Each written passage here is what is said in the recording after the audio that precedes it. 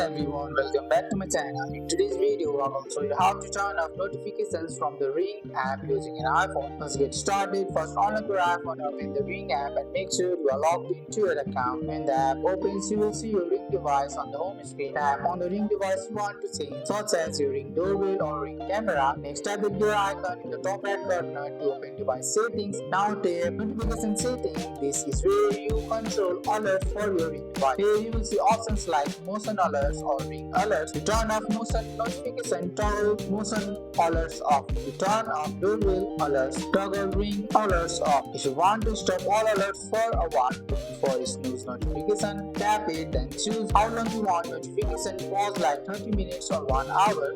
You can also control notifications from your iPhone settings. And that's it, you have successfully turned off ring notifications using an iPhone. That's all for today's video, guys. I hope you guys like this video. If you found this video helpful, drop a like, subscribe for more videos. Thanks for watching. See you in the next one.